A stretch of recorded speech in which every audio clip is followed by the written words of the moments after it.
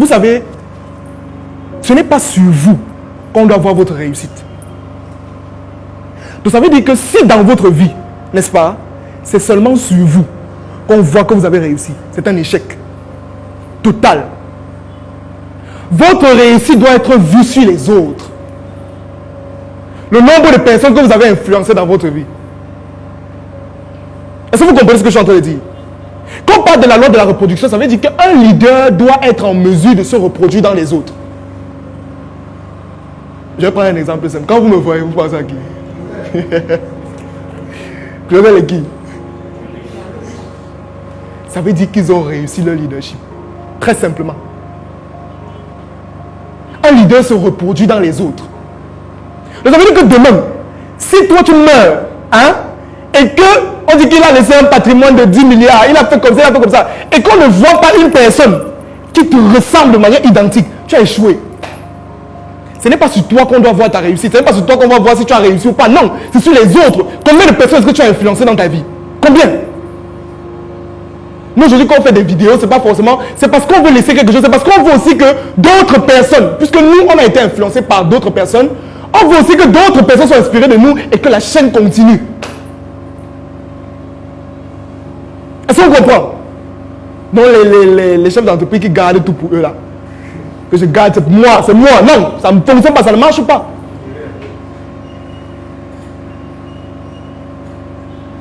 Et quand je parle de la loi de la reproduction, si par exemple, moi aujourd'hui, n'est-ce pas, après, t'as dit, j'ai fait le club des orateurs, je fais toujours le club des orateurs, n'est-ce pas?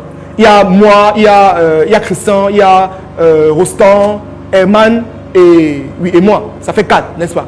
Si dans les 6 prochains mois, ou dans l'année prochaine, n'est-ce pas, c'est toujours nous qui sommes devant la scène, c'est un problème.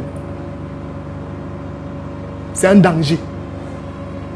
Ça ne doit pas être moi qui dois être devant la scène. Demain, ça doit être vous, madame. Oui, ça doit être vous qui devez être ici.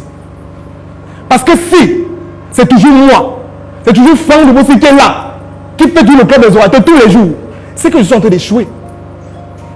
C'est que c'est zéro en fait, ce que je suis en train de faire. Demain, ce n'est pas Rostand qui doit être ici. Non, ça doit être un membre de 6 semaines pour maîtriser l'orateur qui a fait la formation, qui doit être ici au club des orateurs. Est-ce que ça ne vous plairait pas de vous placer là à parler comme ça? Combien de personnes veulent parler comme ça? Il y en a toujours. C'est une question fondamentale. Une question qui revient toujours. Quand on met des formations comme 6 semaines pour maîtriser l'oratoire, c'est vrai, il y a l'aspect pécunier, bien évidemment. Mais de l'autre côté, nous, on a aussi compris qu'on ne peut pas faire les choses seul tout le temps. À un niveau, moi, je vais monter en grade. Il faut que j'apprenne d'autres choses. Je ne vais pas rester là, je ne sais pas ce que je vais faire toute ma vie. Non. Je dois aussi me concentrer sur certaines choses. Mais quand je vais me concentrer sur certaines choses, il n'y aura personne ici. Hein? Il faut la relève. Bon, mais comment toi tu veux pas la relève si tu ne te formes pas? C'est la question qu'elle pose. Comment? Pour être devant vous, je me suis formé. Oui. Je me suis formé en oratoire. La relève doit être assurée par ceux qui veulent cette relève-là. Ceux qui passent à l'action. C'est comme ça. Je vais bavarder comme ça pendant 4 heures. Mais il y aura peut-être 4 personnes qui vont appliquer tout ce que je dis là. C'est comme ça. Cette relève-là, c'est vous. C'est pas nous. À un moment, moi, je ne vais plus faire ça. Je vais me concentrer dans mon média. Je vais me concentrer sur plus motivation. Je vais continuer à faire mes vidéos. Je vais lancer mes business moi-même. Oui. L'année prochaine, par exemple, moi, j'ai décidé d'entrer sur le terrain, d'aller sur le terrain. Oui. Donc, je serai plus constamment ici. Ça doit pas être Rostand aussi ses occupations. Est-ce que vous voyez encore le coach Ulrich fait encore le club des orateurs? Est-ce qu'il fait encore? Non. Au début, quand on a lancé le club des orateurs, c'est lui qui prenait tous les dimanches. Mais si c'était toujours lui qui était là, c'est un problème. C'est un gros problème.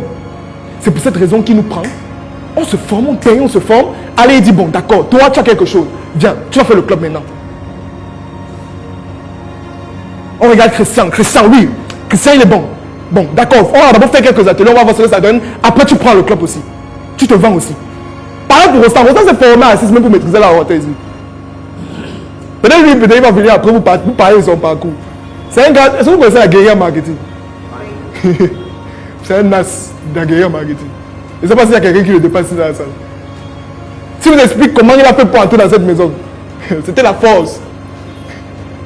Il a dit que soit jante ou soit jante. Je ne veux pas les trucs CV, machin, non, non, non. On est en pleine conférence. On finit la conférence. Rostand prend le micro. Il a dit, je veux faire partie de l'aventure. On croyait que c'était des blagues. C'est quand il est venu ici, il s'est inscrit à 6 semaines. Après 6 semaines, il a commencé à prendre le club. Donc on a dit, ah, il ne blaguait pas.